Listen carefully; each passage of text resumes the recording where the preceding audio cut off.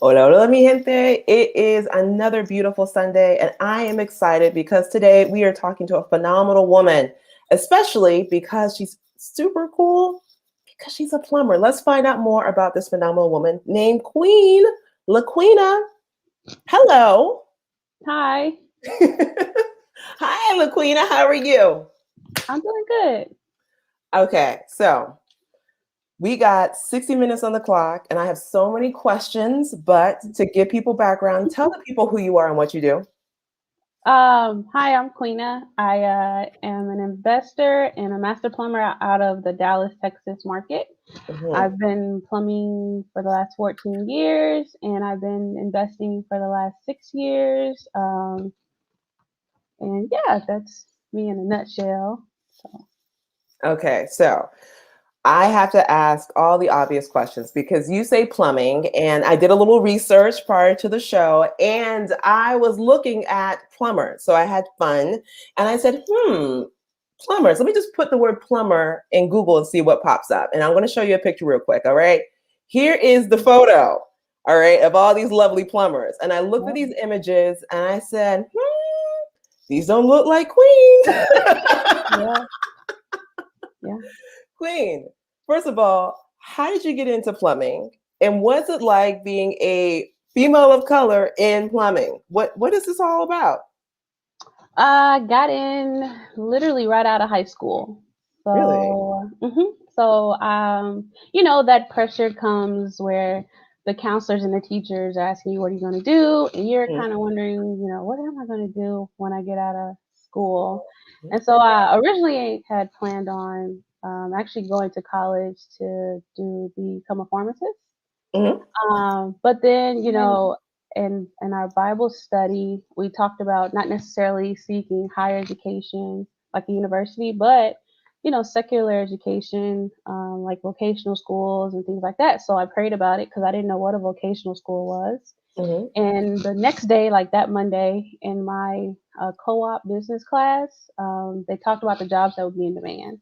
So of course, engineering was there, and then nursing was also there, and then the recruiter for the plumbers union, the pipe fitters and plumbers union, was also there, and he Mhm. talked about how plumbing.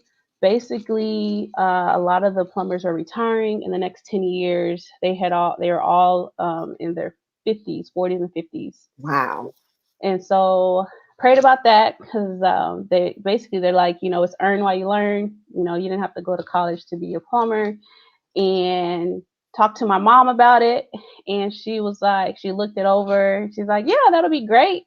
Talked to my dad, and my dad was like, I ain't got to pay for it. I'm all for that. And so I went down and took the test, and because you have to test in. And they called me the next day saying, "Hey, when can you start? We have a job lined up for you." And I was like, "Well," because I was 17 still. I was like, "Well, Wow. I graduate in May. Just call me when I graduated." And they literally called me the day I graduated, and I've been working ever since. So, okay, just want to make sure I heard this correctly. You had a job prior to you even stepping out of high school. Yes, yeah, You were able to learn and receive training to become a plumber without taking out any type of student loan. correct. So you just have to pay for your orientation fee. Mm-hmm. At that time, it was like 120 bucks. And basically, you start off as an apprenticeship program. So basically, you're working full time. And I went to school for 2 nights a week for 5 years. Okay. And as you learn more, every 6 months you get a raise, regardless, as you learn. So, yeah. So that is, I had no idea. Wow. So with that, the whole process from being a new grad, I shouldn't say, well, basically from start to finish is how long? How many years before you can It's officially be a plumber by yourself? so technically it's 8,000 hours before you can go and test for your journeyman's. So that's basically 4 years in if you're just thinking of from an average 40 week type deal, work week. Hmm. So yeah, 4 years in, we went in, we all went in, we had to go take our journeyman's, and then our fifth year, got my medical gas endorsement on the fifth year. And then the year after that, the company I was working for really needed master plumbers. And so they kind of incentivized us to go and get our master's license. They say, hey, we'll pay for it. We need it because they were looking to expand across United States. You Hmm. know, they were looking for work, and so some states actually are reciprocate the license. It's reciprocal. So, like in Oklahoma, the master license is reciprocal, or was at that time. We'll say that Hmm. because it may have changed. And so, yeah, and so I was like, okay. So I was 23 at that time, and went and got my master's license. Sweet. Okay, so help the people in the audience and myself. What's the difference between a journeyman and a master's license? A master plumber can have their own business, Okay, start their own business, pull permits with the city. A journeyman's has to work under a master. got you. Got you. All right. So now you are, how long have you had your master's license? Uh, for 9 years. Okay. God, dog. You're experienced. I get old. I You're never used it experienced. though. I had it and I just held on to it. I just started using it like a year ago, 2 years ago. When Really? COVID hit, I said, okay, let me go ahead and get this out my back pocket. See? Shoot. I said, what are we gonna do? What are we gonna Hmm. do? Prayed about that. So yeah. And Mhm. actually, I'm so happy you said that because that's actually my follow-up question. In light of everything that's happened, especially in Texas with the big freeze in Texas, that has Yeah. an impact on plumbing. How has that Yeah. been for your business, for you personally? How have you guys been affected? So I started to put my master license to work last year, but I didn't really launch the business concept, like the actual brand, until February Mhm. or March ish, February, March, you know. And I think, that couldn't have been the perfect timing in the world. Super busy. That's it. So let's talk about that a little more. Tell the people about Her Plumbing. What is it all about? Uh, the goal of it was to just make it kind of be self-explanatory. Hmm. It came to me in a dream actually, because I prayed about that, because I was like, I don't know, I'm going to name the company, because originally it was something else that kind of aligns with the real estate, but it didn't make sense. And Yeah. so I woke up out of my sleep and I was like, oh, I got it, Her Plumbing Company. And I was like, don't say nothing. And I looked to see if the domain was taken. And I was like, oh, Mhm. okay, no say. Are you familiar with the lady who owns, or have you ever heard of She Canic? Who? She Canic. It's a woman who owns Mechanic? yeah, she's a mechanic, and her thing Oh, is called She Canic, and she opened got her it. own auto mechanic. It's all women mechanics, and this auto mechanic establishment, I believe it's in Connecticut. It's Okay. really awesome. So when I saw your brand being Her Plumbing, I was like, oh, I like that. Yeah. I like that a Yeah. lot. Now, I have to ask you some obvious question here. While you were an apprentice, were there other women with you, or were you the only female student at the time? Female student. In my class, there was one other girl, but she was a pipe fitter. So I started off as a pipe Hmm. fitter welder, Yeah. basically. And then after I got burned so many times from welding, I said, this ain't for me. So the next year I switched over to plumbing, but there was another girl who was on the welding pipe fitting side. So yeah, she was on in that class and I was in the plumbing class. Mm. What Yeah, was your there's a school? couple girls in school. Huh? That's good though. What was your schooling experience like? Uh, you know, I'm a competitive student, so I was Mm. really big on being the apprentice of the year. So a lot of some teachers did, they had an issue with me with some things, Mm. because I question things. I'm that student that will question. Mhm. I will read the book, and I will be like, "What the book says." And that. So with that, I bumped heads a couple times with some of my teachers at the time. But then I had some that were great, that I give a lot of credit to. Like one, Patrick Yoakum, he's in Houston now, but I really appreciate his guidance and just the way that he approached things from a even playing field. We'll say it like that. So you have Mm, people that have issues with you because it's really their issue and not yours. yes. Take it however you want to take it, whether it's because you're a female or because you're black or because you're a woman. Mhm. I got that a lot. So them just being uncomfortable. A lot of my journeymen, well, some, not all, I'll say some, um, didn't want to teach me, honestly. Mm, So it was more so observing them and just because I can observe and learn very well, um, and what they were doing, and of course I'm read the book, yeah. So, but also I had some pretty good supervisors that looked out for me as well. I will say that. Um, so once it got to a point where, once you get paired up with someone that's really good, like they'll take what your strengths are and another person's weakness, and put you two together. So like a lot of the people I work with, because I knew how to read prints. Hmm. So there was some, I'm not gonna say a lot, but there were Yeah. some of the guys, we'll say it Mhm. like that, that didn't know how to read prints or do takeoffs and things like that. So I did a lot of layouts, I guess you could say. Mhm. Would lay the guys out, um, get everything, ready, get the preparation ready. Yeah, and just it's just more so from being an apprentice, it's just kind of being a good support.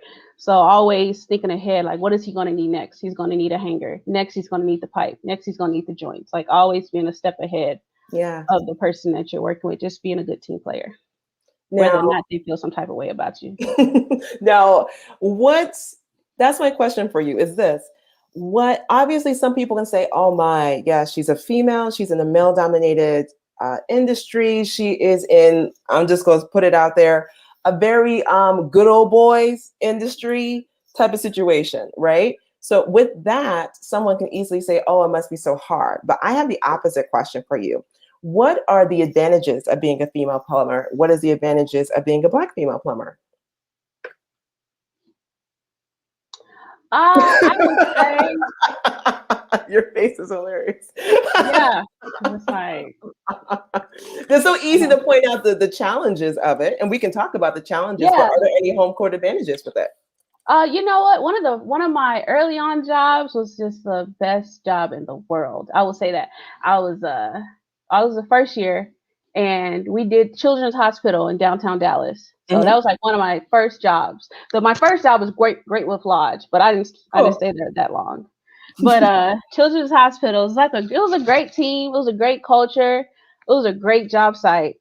Um, we had a really good culture. I learned a lot about company culture on that job. Mm. Um, and like a lot of the people from that job, I still work with till this day if we need anything. But so with some things like as a girl, if you don't feel like picking something up, ah, you know, you can just struggle with it a little bit. You know what I'm saying? Back then the rules have changed. Now you can't lift. You're not supposed to lift anything over 50 pounds by Mm. yourself. But then I was throwing pipe on my shoulder, and installing it. But getting that kind of help is great because who you really don't want your body all beat up. So No. I would say that was probably the best thing. Okay. Is you know I ain't gotta lift everything if I don't want to. That's good. And now, if you like to, what are some of the challenges of being a female plumber? I would say for the most part, I unfortunately even now, like to this day, um, people second guess you. Mm.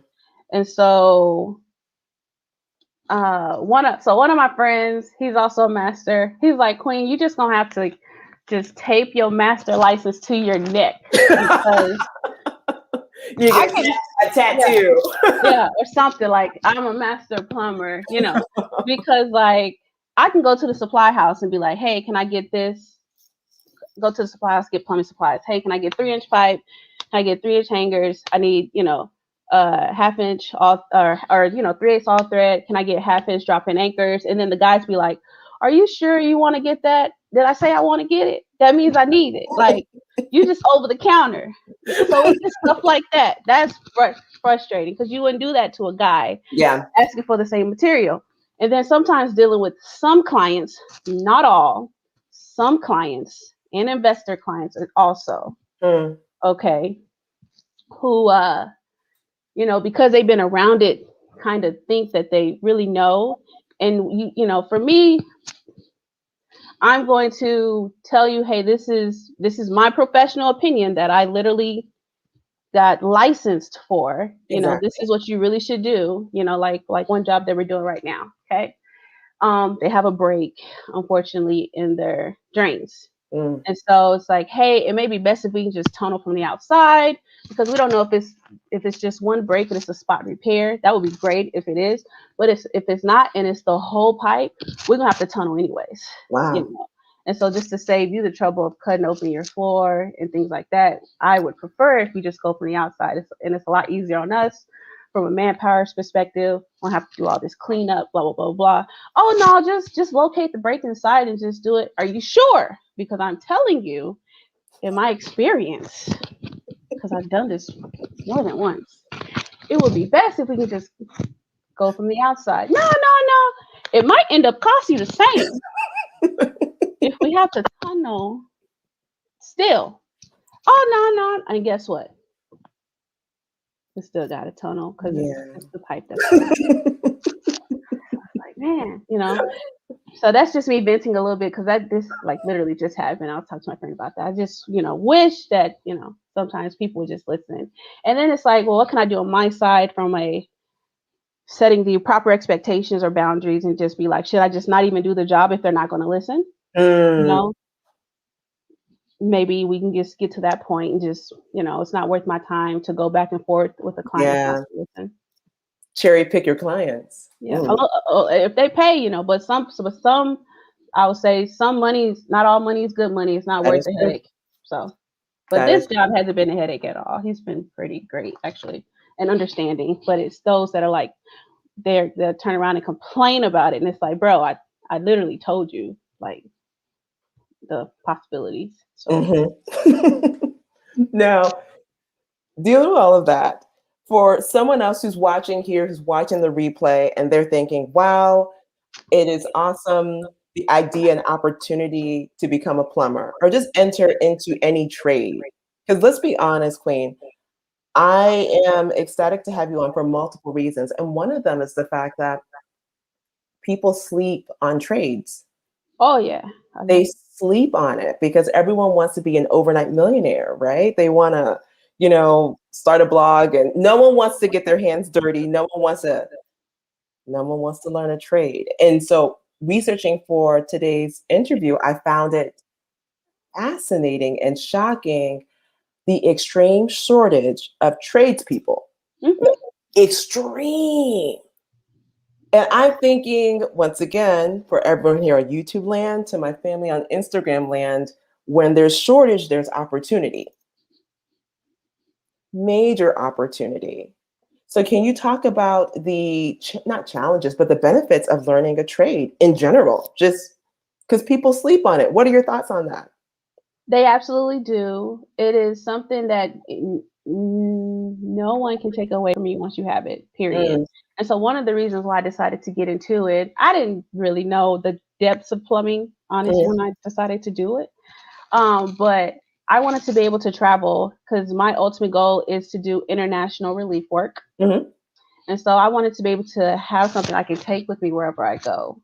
So, if I did get assigned to Mozambique or something, that I have a trade knowledge that I can use if I need to get work or employment there, or start my own business there. I have something that I can utilize.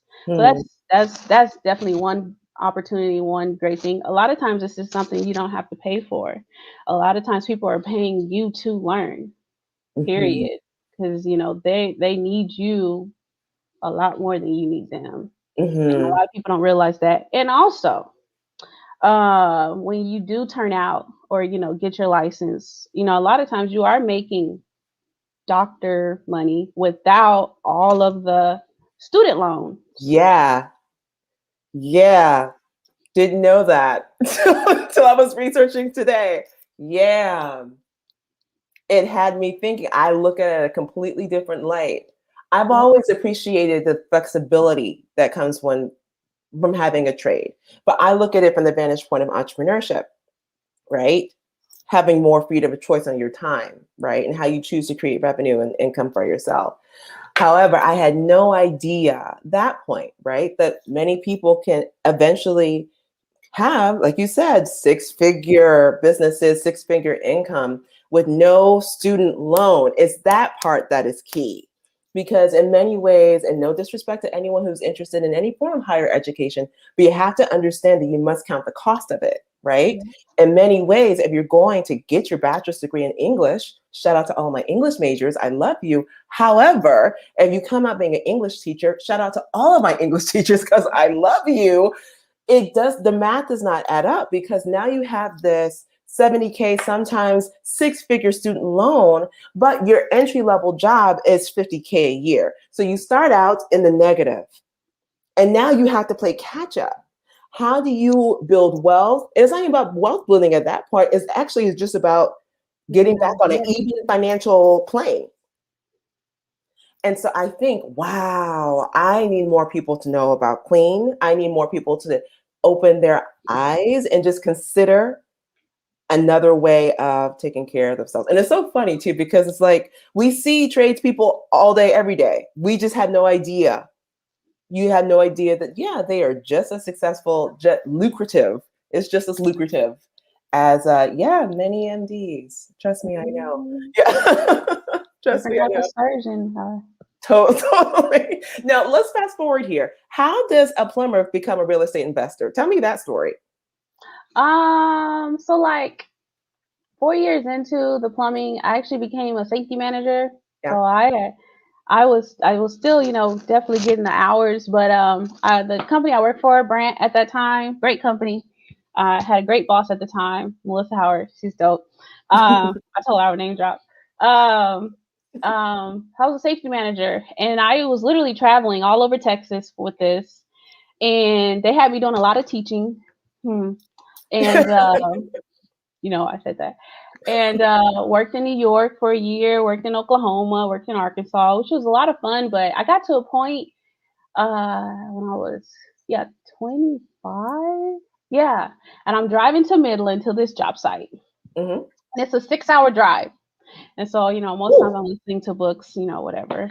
And so then I talked to my friend at the time. He was one of my close friends at the time. And I was like, bro, are we going to be doing this for the rest of our life? Like it hit me, like because I still haven't reached my international relief work goal, haven't even touched it or came close to it. So talked to my friend. I was like, we should start a business. Let's start a plumbing business or whatever. We both got our masters. Why not? Or whatever. I was like, are we going to be doing this for the rest of our lives? I don't want to find myself doing this when I'm 40. And Mm. so he was like, I think you should read a book because I liked reading books. Mhm. And my boss will make me read books too. And so I said, what book is that? And he's like, you should read Rich Dad Poor Dad. And I was like, why would I read that book? Just didn't make any sense. He's like, well, listen to it on your way to Midland. It's just, a 3 to 4 hour listen or whatever. You'll finish the book by the time you get there. So I was like, all right. So I listened to it. And, of course, as everyone says, that's the first thing that like opens your mind. So it's Mhm. like, huh, I didn't know you could do this. I didn't know you could do all of this. Okay, that's interesting. So I prayed about that, like, well, what does that look like? You know. Mhm. And so once you on YouTube, the tracking pixels went to work. And the seminars, we're having a 2 day seminar, so all that came up. And actually he and we went together because I just wanted the support. And then you could sign up for the 3 day or whatever. So I signed up for that, and he and I went to that. And then of course, the other cell, comes in for The that upsell. Yep. upsell, and he's like, I have to talk to my wife, Mhm. and I decided to move forward. Okay. So yeah, that's basically how I got into it. So I went through the Rich Dad program, and it was cool with some things it's like, okay, I kind of get it, but they don't really tell you like how Like they say you have to market, and I'm like, well, what is marketing? I don't even know Wow. what I like. I've never really heard the concept because never took a business class. I'm a plumber, you know. Yeah. And so I was like, I really wish I had a mentor. And so, and I was like, how do I get that? How do I get so a hand holding type person? And so I was working in Austin for Hmm. safety at the time. And one of the things that they said in the training videos was, you got to go to your RIAs. Go to a RIA. This is how you go. You know, Google RIA meetup in my area. So I found one in Austin and I went. And it was Phil and Shanoa Grove, the big dogs. And so I was listening to Phil talk and give his spiel. And I was like, dang it, I wish that guy could be my mentor, you know, just not knowing, you know, what that was. And he's like, hey, come to our event, you know, for a weekend. And so he invited us to his house. And within that, he shows you like all the strategies you can as far as acquiring a property, you know, because the programs like Rich Dad, they only show you like one. It's like, so everybody gets in, oh, I want to wholesaling. But Yeah. he's like, hey, you can do so much more, you know? And so there's like 12 different strategies, you know, because it all depends on what the client is looking for and what the client needs, not necessarily what you want to do. Exactly. Wholesaling is just one box. And if it's not a good cash amount, or if it's not, you know, if they're upside down, wholesaling doesn't work really, Yeah. depending on how creative you are. And so within that, he, you know, provided mentorship, and, you know, he became one of my mentors. I have several mentors now, but yeah. So yeah, then because I didn't want to be those. It took me, you know, 1 year to get, or 12 months to get my first deal. Didn't want to be those. I'm not, because I'm a very competitive student. I Respect. hate that. Respect. So I was like, I didn't want to be, oh, it took me 9 months. So I was like, I'm not doing something right. So 3 months, I got my first deal. Okay. Yeah, Respect. with Respect. I the was about to ask mentor. you that. With the mentor. All right. Now let's talk about this first deal. What was it? It was a subject to rap. Oh, do tell. So you know, they, of course, that's the subject to, or making payments on the behalf of someone else is one of the Hmm. strategies that, you know, Phil taught us. Um, and so he's like, this is how you market. And I was like, oh, and you run campaigns. And so he showed us how to do that. And so I had a friend of mine at the time in Atlanta. She knew how. It's like she had a program. I think she had a CRM at the time. And she Oh, was like, nice. just get a list and I will run your campaign for you. And I was like, oh, okay, cool. So I used Rich Dad software, got a list, Okay. a pre foreclosures list, sent it to her. And so she took care of the campaigns. And mind you, I'm still working in Austin during all this. Yeah. And so my friend, she's doing a campaign. I get a call, and it's from a seller who wants to sell.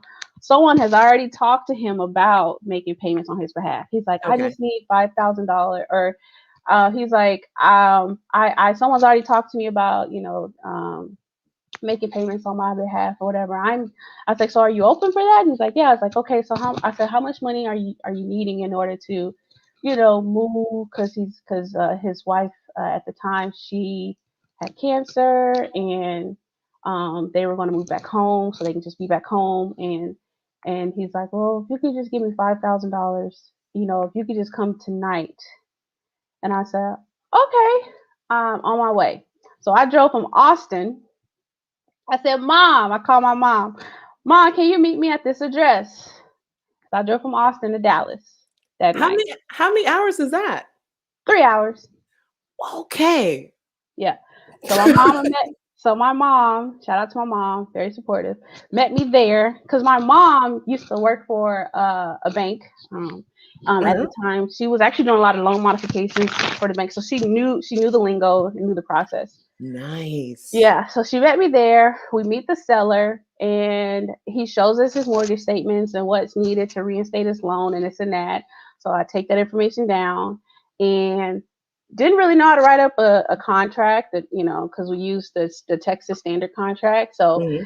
built that out to the best of my ability, and took it to title. And title was like, hey, there's some holes in here, so we're gonna, you know, call to make sure we get this completely filled out. So title company, your power team will help you if you don't know. And then yeah, I was able to close like the right before the foreclosure. It was in December, actually. Hmm. Nice. Very, very. How'd you feel after your first deal? I was like, oh, okay. I'm just glad it didn't take me 9 months. That's I didn't pay this money, you know. They teach you how to like get credits. Like I only had one credit card. After that whole seminar, I had like 4 credit cards. Man. Yeah. So I was like, man, that messed up my credit, you know. So But but I gotta make this work. yeah, I feel you. I feel you. But I have to ask the obvious question here. All right. Even though, because I am a proponent for mentorship when it's the right mentorship at the right time. Because I think some Mm, people take on mm, mentorship at wrong phases in their mm, journey and blame it on the mentorship. And it was mm, not the right time and it was not the right mentor. mhm, I hear you. Amen. And would you like to elaborate on mm. Yeah, that's the black woman's. that? Amen. It is true. You have to make sure that you pick a mentor that aligns with where you are wanting to be, where you're trying to go. Hmm. One of the biggest lessons I've learned, especially within the last year, is because I read a book. I read this book now 3 times. The Compound Effect is great. Oh, I Um, love that book. Sorry. yeah. Yes. Got excited. Do not take advice from anyone that you wouldn't trade places with. Period. Yes. Yes. Can you please repeat that one more time for the people in the back? Yeah. Don't take advice from anyone you wouldn't trade places with. Whew. That is so true. And so you have some mentors that are, they have that empire, which is great, and that's where they want to be. But are you really doing this to build an empire, or are you doing this to create a lifestyle? And so if you are going to follow those, and I'm not going to give examples because I don't want no drama. Yeah, But yeah, if yeah. you're gonna follow those that have the big teams, which is great what they do, that's the blueprint they're going to show you. Yep. Like, this is how I created this empire.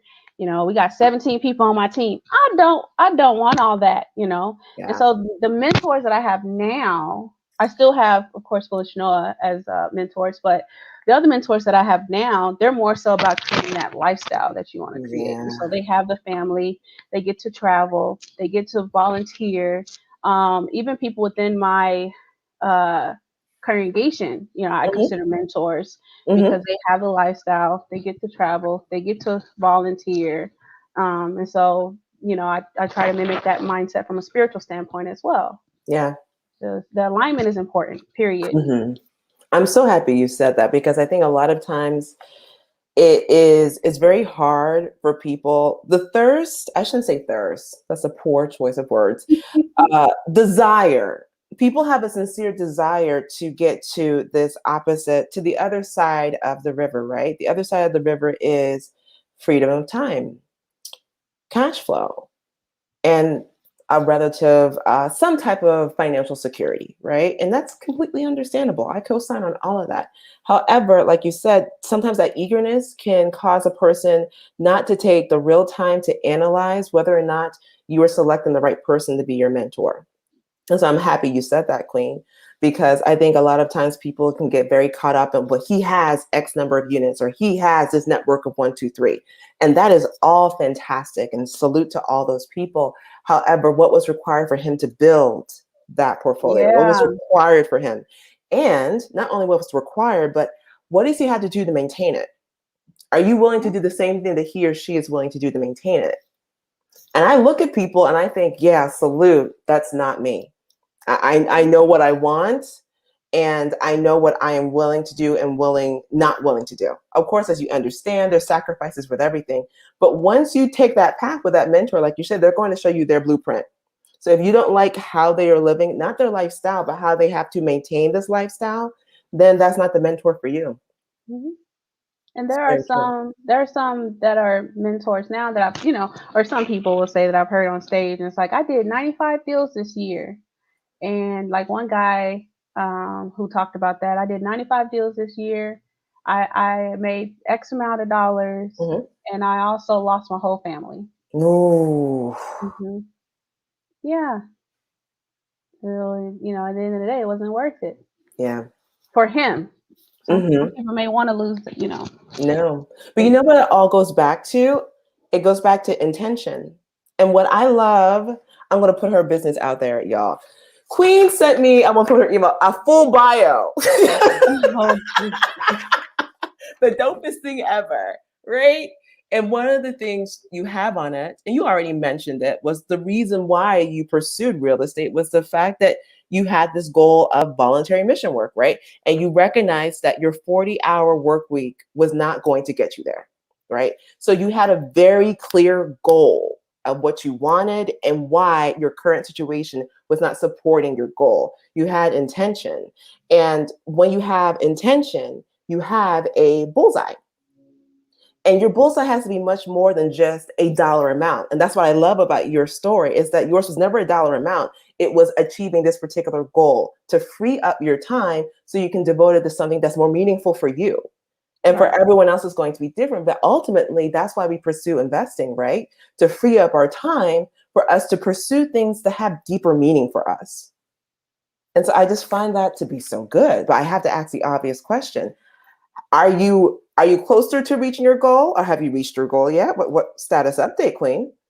And some things I've been able to do some things, but I will say right now I can definitely do a lot better. And then with the pandemic, a Yeah. lot of things, have completely halted since then, or Mhm. pivoted. A lot of things have pivoted. So was able to do some, like we changed out the roof to our church. Mhm. That was over a year ago now, but I mean, I wouldn't have been able to do that had I not had the time to. So I was able to free up Yeah. the time to do that. So that was nice because you're around like-minded people. It's a different atmosphere. It's a Yeah. different kind of teaching. It taught me a different level of respect for the structure. We'll say that, Yeah. Mhm. and appreciation I'm for sure, sure. because everyone's volunteering their time. They volunteer their resources, and it's coming from donations. That's so dope.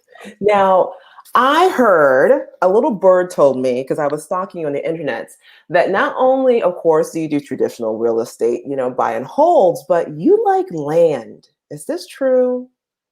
Yeah, it's cool. I like land. I mean, In yeah. terms of taking it and owner financing it to developers, is this true? Oh, yeah, I like that too. I have a couple of owner finance lots. Yeah, yeah, yeah. Mhm. Okay. That intrigued me, and I want to know more about that. So, explain that to the people in the audience on Instagram land, YouTube land. So, you purchase a lot. Tell me the process of it. What is it? It's the Why do you same. do it? And why do you like it? It's the same concept, honestly. Literally, it's marketing for a deal. Like Mhm.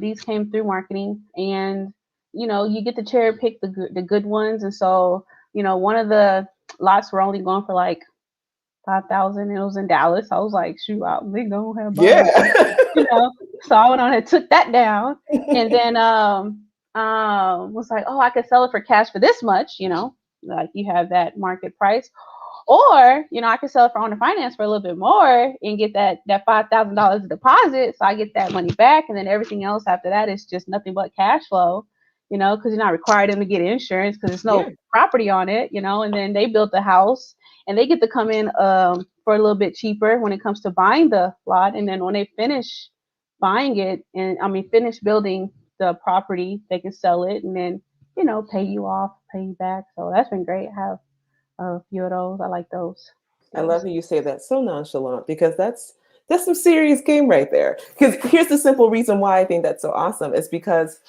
what sometimes people forget is that the true value of real estate is the physical land, not necessarily the physical entity or building on it.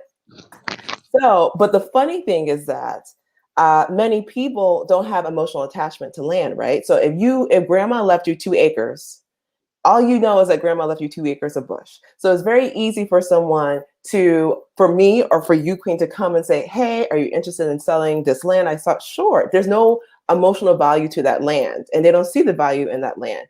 But what I Um, think is genius is the fact that you go ahead and own or finance it. I love it whenever you play the bank, it's just the best.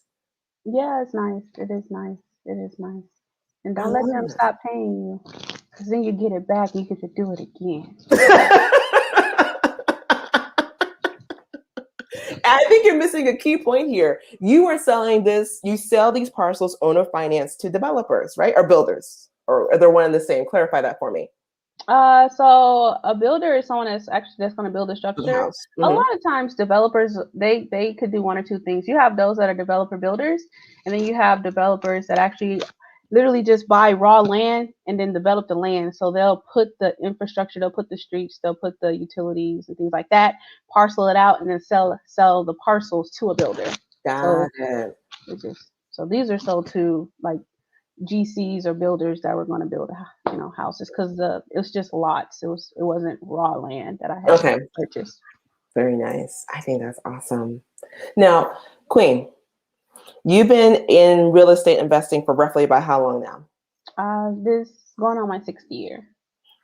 Happy anniversary, first and foremost. I want to know this. Has it always been rainbows and sunshine the entire time, Queen? No. Have you always had every perfect deal closed without a hitch, without any issues? No, not especially not my deals. My title company be like, girl, where do you be getting these people? I was like, hey, we're gonna see it to the end though, because I end up getting a lot of airship deals, All the same. Yeah, one of my deals they had 26 airs on it. I said, hey, they can't go nowhere else. They got to but it's time consuming. I've learned for real. So that deal was a lot. But 26 airs. Okay, so tell me about the property first. so the property, so it was a deal that came from my grandma. Okay.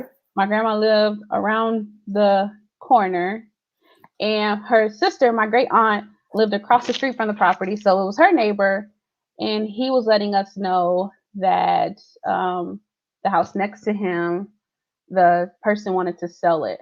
Okay.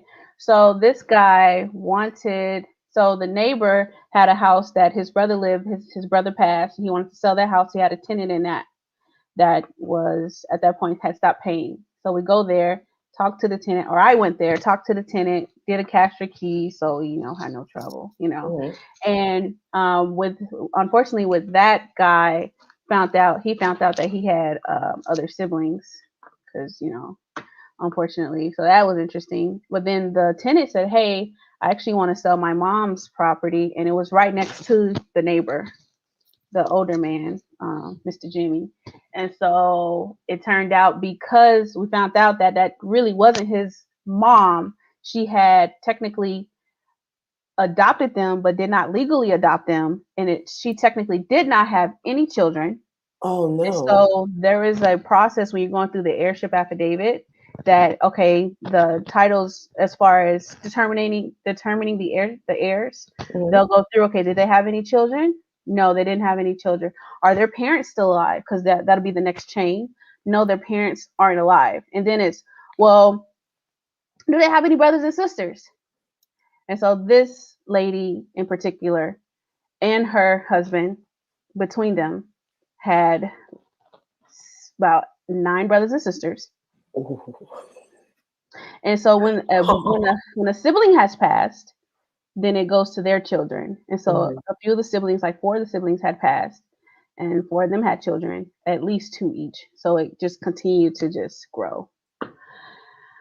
It was a lot. Yeah. So what happened in the end? Oh, I mean, I saw it through. I learned a lot. My mom helped me with that one too, as far as getting a hold of the heirs and getting a hold of the heirs. She helped me out a lot with that one as well. But that one was a lot of drama. One of the heirs ended up living in the property. I would say that was not the best title company in the world. I'll just say it like that. But my buyer, that the importance of having a strong buyer, because I ended up wholesaling that one. She literally just, stayed on board the whole time, but it ended up taking a while, and that wasn't the expectation at all, but it ended up taking a while to close.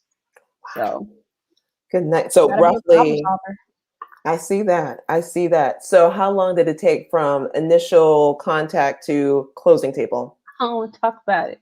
Whoa, wow, that long. Okay. It took about a year. Wow. Okay. It took about a year and a half, actually, probably. Yeah.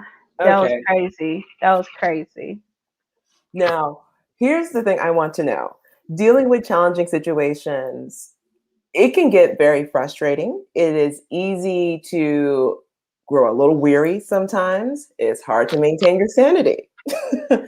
For you, Queen, how have you stayed consistent and resilient throughout all of this? Because it's not easy. It's not easy. Oh, that's a good question. You got to make sure. I mean, for me, I make sure I'm around the right people. Mm. If you're around negative people, that bleeds into you, and unfortunately. So it depends on if you're a spiritual person. Make sure you're around spiritual people. You need to build yourself up spiritually. Mhm. Um, I read a lot of books. I like reading. Walking helps me a lot with grounding myself and Mhm. getting the peace I need, and meditation and prayer and getting my mind back right. And then from a motivational standpoint, like I like Les Brown a lot. Mhm. So I have a motivational playlist if I need to pick myself back up. Tony Robbins is great at talking sense into you, Mhm. I think. And I like Jim Rohn a ton. He's great Yeah. at talking a lot of sense into you. And then if you do get to the point where you or me, where I'm just so frustrated with myself, because sometimes I get frustrated because it's like, I should be further than this, Yep. you know. Um, yeah, then I just kind of take a break. That's when I go out of town, go out of town and go to sleep. That's what I do. I feel you. I feel you. Now, I'm so happy you said that though, because I think everyone has experienced those emotions before, especially when they're frustrated with their pace, right? It's very easy to put ourselves in this fake race to make ourselves Mm. believe that we're supposed to keep on pace with everyone else. How do you combat that? You're not in competition with people. I mean, at least I don't see it that way. I see I more agree. mostly for myself, like, yo, it's more so I just want the best for myself and the best version for myself, because Mhm. I mean, I am unique in this space. I'm unique in the real estate space. I'm unique in the plumbing space, and Mm. I'm used to being the only black girl in the room. Period. Mhm. So um so yeah, it's just more so where I see myself. Mm. Did you have to, what's the best way of saying this? I'm asking, did you have to create a tribe for yourself in any way, sense, or form in order to build a better mindset, right? Because you just said earlier on that you don't want to be around negative people. That's obvious. None of us want to. But our mindset is all the more important when it comes to creating, building any type of business. And with real estate investing, it requires a strong mindset. So, can you tell me how your real estate colleagues and your network have aided in being the right crowd for you and maintaining and building a right mindset? Your tribe. Yeah, I'm trying to think. I mean, If not, that's cool. I wouldn't really call them I wouldn't call it. Like You going might to be, your go like ahead. going to the meetups, like going to meetups and masterminds are very helpful. So Mm. I am in quite a few masterminds at this point. So How is that helpful? Why? because you got people who also have goals and they're trying to reach their goals. Hmm. Like I have a mastermind coming up yeah, it's a mastermind coming up in May where we're doing our, Q2, quarter two. So we're in our second quarter. So we have to do our rocks and what are our numbers and our KPIs. And this is, I told y'all I would do this. This is the problem I was having in Q1. This is what I did to fix that problem. And if they have many suggestions, because everyone in the room um, might be doing something a little bit different and they might have other feedback to give to you. And so being around people like that, so I pay to be in rooms like that because you never know who you're going to meet, who you're going to affect. And a lot of times that brings even more business. And so being in rooms like that has actually generated another business for me. Mm. And And so it's like I go to those groups with a purpose because I was like, all right, who I'm gonna sit next to? Who got my money? That's what I started. It's like, all right, I'm gonna sit next to this guy because I know he's a lender. So it's like, let me just go ahead and rub up, against him, and you know. So yeah, so I consider those people to be my tribe, to be honest I with feel you. you. Like, Meetups are cool, but if you're not doing anything in those groups and you're just there just to catch a wave, you're not gonna mhm. go anywhere, in my opinion. No, But I paying agree. to paying to be in those masterminds, like they're, and then there's some that are higher than that. Like it's like, man, why am I still in this group? It's been 2 years. I just need to hit the ceiling so I can get out of this group. But I'm not making more than, X Yeah. amount. So still in this group. So I make more. But I'm happy you said that though, because in many ways, certain people don't want to pay. Uh, what's the best way? I guess I'm sorry, y'all. I can't censor myself. You gotta pay to play in many aspects. And once you understand that, like you said, that mastermind, right? The beauty of being in masterminds and investing in curated communities, that's what I like to call them, because that's what it really is, a curated community, is that it kind of does the vetting process for you, right? You know that these people are serious. They're Yep. about their business. They've invested a significant amount. They're not here to waste time, and they're here to execute, as opposed to other people in, like you said, area, and you can't tell, are they serious or are they kind of pussyfooting here? What's happening? When you're about your business, you want to be surrounded by people who are at their business. Then on top of that, you're able to see what they're doing. They're much more transparent, Yeah, much more transparent. they have to be. Yeah, and I like that. I like that a lot. And with that, it's wonderful because it is highly motivating. I don't want to use the word pace, but it does motivate you because they do kind of kick you in the butt a little bit to make sure that you are moving along as well. Yeah, and it's a bit of a competitive atmosphere, which I Hmm. like because it's like, okay, I can't come back without results. At Yep. least that's me. You have some Yeah. people in the groups, they pay to be in the groups, and they still don't do anything. And it's like, Mm, man, you really just wasted $50,000, you yeah. know? And it's like, I got to come back with some results, period. Yeah. Period. Yeah. So now 6 years. I know you wholesale. You do a lot of different things. What are you holding right now in terms of doors and units? I have a duplex here. I have a single family here. From a creative, I guess, on the finance side, I have a couple of properties, and then I have the lots, of course, and then I have a duplex in Ohio as well. That's awesome. That's really, really awesome. I have to ask you this, Queen.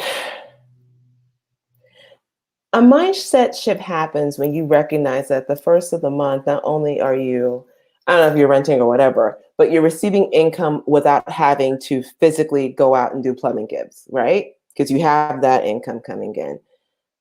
Tell me, with your experience, what's it been like creating? Because you mentioned this earlier when we did our pre-show call, that sometimes you have to understand that certain people have a poverty mindset. Yeah, we're going there. And certain people have, we're doing this. We are totally doing this. Get into it, Queen. We're Okay. doing this now.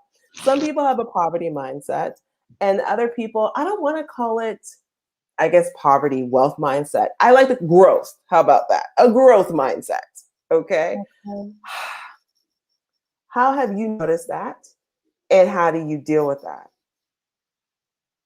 Um, Because I sometimes it's close acquaintances, sometimes it's your coworkers, but it's there is a clear demarcation. As you gather your thoughts, I'll fill in the blank for me. Okay. I'll fill in the blank. Okay. Here is the thing I've noticed throughout the years over a period of time that those who have gone down this path, pursuing any form of investing, generational wealth, XYZ, however you want to label it, it does force you to have a mindset shift. So that's why I'm not surprised when people always say, I read Rich Dad Poor Dad. Because the best part about Rich Dad Poor Dad, people like to label it as a real estate book. But in reality, it's not. To me, it's a mindset book.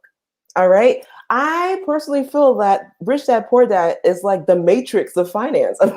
Because you open your eyes and you see, oh, this is how it's done. Oh, the value exchange between hours for money. That's not, there's other options available to me, and it's possible. That is the first. Then when I went to my first RIA, and I noticed, because once again, you can read things, but it's more powerful when you walk into a room and you see people actually doing those things that you have read. And then you hobnob, you talk and they explain, oh, well, I closed this deal and I own this property. From a person like myself who has never owned any property and never heard about real estate, walking into a RIA and understanding, oh, this is just a norm. I've just been in the wrong community. Because when I shared my own goal with a peer who knows nothing about real estate, they was like, well, own a duplex, own an apartment. But oh no, that's not possible. That's not possible. You're being And materialistic. it's not even about being materialistic. They just No, really that's don't what believe. that's They what they really say. don't believe that it's possible. That owning Mhm. a apartment, they don't believe that it is possible. But in my mind, I'm thinking, oh, it has to be possible because people own them.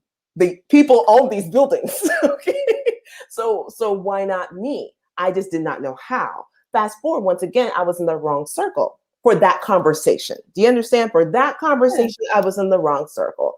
Then I yeah. go to a RIA and I'm surrounded by people and I say, oh, one day I'd like to own an apartment building or maybe a duplex.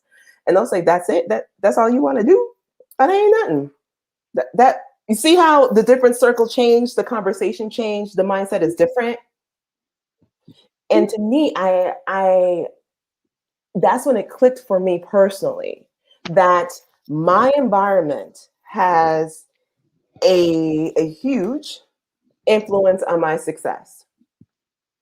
How I curate my community for particular roles, we'll say, or purposes. I have to be extremely, extremely particular about who I have behind me and whose advice I take. So that's why I'm so happy you quoted the quote from the compound effect. You cannot take advice from people who have not done what you want to do. You can't. You cannot. However, it is also important to recognize that we also have to be very careful about who we share our goals with. Mhm. I am a proponent of that because there are certain people who mean well, but they will shoot you down because it wasn't possible for them. So they think that it's not possible for you.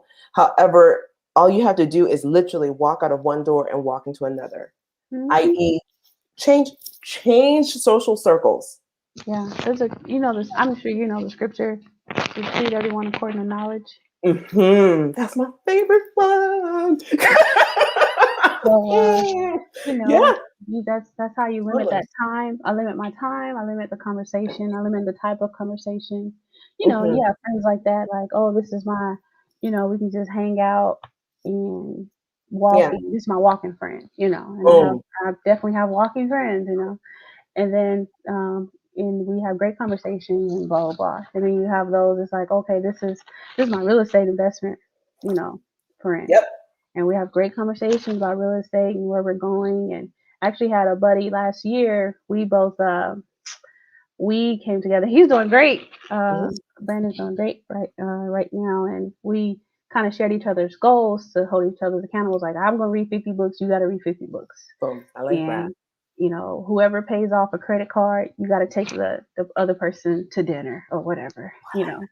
And so it's like, because it's different conversations. So treat everybody according to knowledge, and with that comes in a healthy boundary. You know, Hmm. basically is what the Bible's saying. We want you to have healthy boundaries with people and with dealing with people. Hmm. So once that's in place, if that's not in place, only you are to blame, or only I am. I'll Mm. say that. So every time it goes back to me. If something's wrong or I feel uncomfortable or I'm allowing myself to be taken advantage of, what am I doing I feel it. in the situation? How can I create a different boundary to protect myself and my space and my energy and blah, blah, blah. So, Hmm. But I yeah. like that having roles. Oh, I shouldn't say having roles, but understanding that there are different people that serve different purposes in your life. Yep. That's basically it. There's very few people in our lives that are all, I call them the combo pack. They just got it all. They got the Doritos, they got the Cheetos, they got everything in the combo pack. They're Yeah. rare. They're rare. You You don't have want that though, do you? No, well, I mean, those are usually my very extremely close friends, and that's like two people. Yeah. I That's can only it. think of one. Yeah, two. But outside of that, there are certain people, there are certain friends that serve a purpose, and you serve a purpose in their lives too, and that's Yeah. okay. And when it comes to entrepreneurship, when it comes to investing, when it comes to actually reaching for something, reaching for a goal that to others may seem seemingly unattainable for whatever reason, people sometimes can feel uncomfortable when they see you reaching. Just the act of reaching sometimes can make people feel very uncomfortable. That ain't And my then, business. it's, I can't help you feel better about you. I can't even help you feel comfortable about you watching me do me. It's not my business. Exactly. But understanding that with that, we have to not only take offense, but take action to make sure that we are finding the right people who are aligned with those goals for that purpose. If that was that English, y'all? I hope that was English. Yeah, I say it I like hope that this. was English. 'Cause I have a lot of investors I talk to, not a lot, but some of them I I talk feel, to that have confided, like they feel alone Mhm. or whatever. It's like very they try to see where they can fit in, and then some people they make themselves so uncomfortable to fit because they really want to fit in. Like even with some mastermind groups you may not fit, and that may not be your group. And that's Yeah. what I say, like they just not my people, and that's Mm, fine. I can find another group that I could fit, but I know with me, it's even like with the plumbing, there was just some people that weren't for me, and they had an issue with me, and you just not my people. yeah, So I'm not even here to find a. You don't have to like the person that you do business with, definitely. That's the truth. honestly. But if they just not your people, they not your people. That's really what I say. Shoot. That's that. Yeah, Kamoy's right. She said that's a word. That's exactly. Exactly. So listen, I need you to help the people out, and I need you to let them know. Number one, because I want to go back as we wrap this up. For anyone, especially a young lady who wants to enter into a trades field, a young lady who wants to enter into being a plumber, what Mhm. are some words of advice you have for her?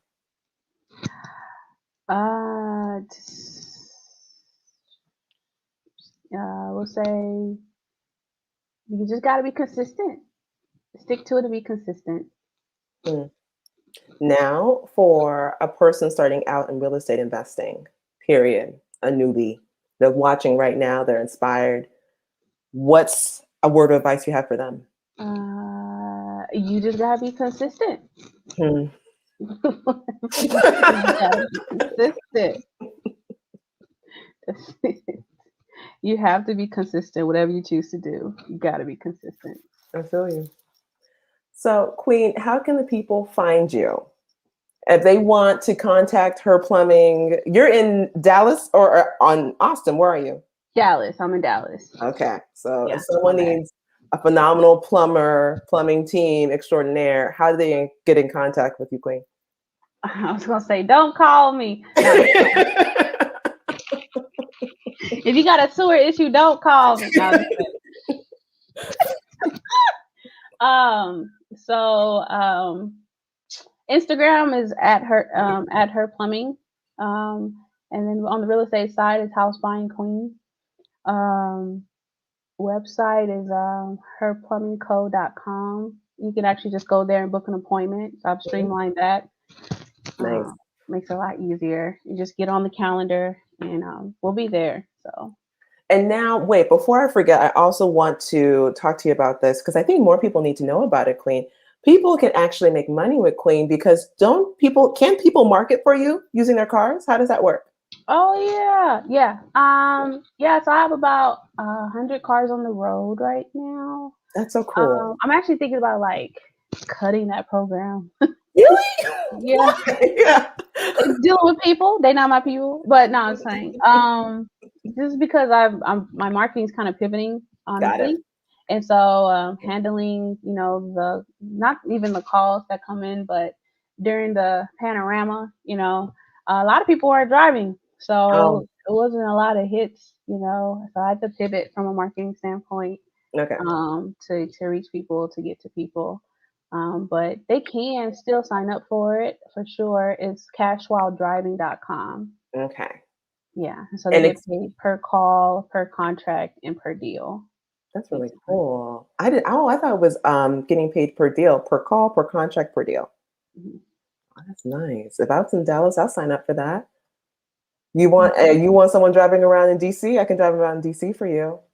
I have to look at the state laws if it's allowed. Yeah, if you're allowed to have a sign in your car, let me know. I see signs everywhere, I'm sure. Okay. Now I'm in trouble.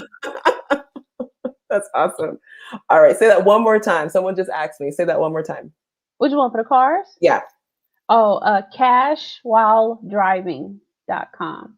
cashwhiledriving.com. All right, I'll make sure to put it in the notes.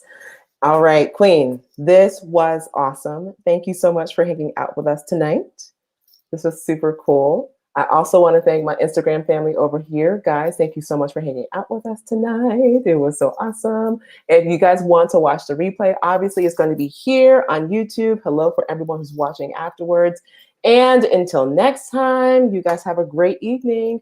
Queen, please stay on the line. Guys, good night. Bye.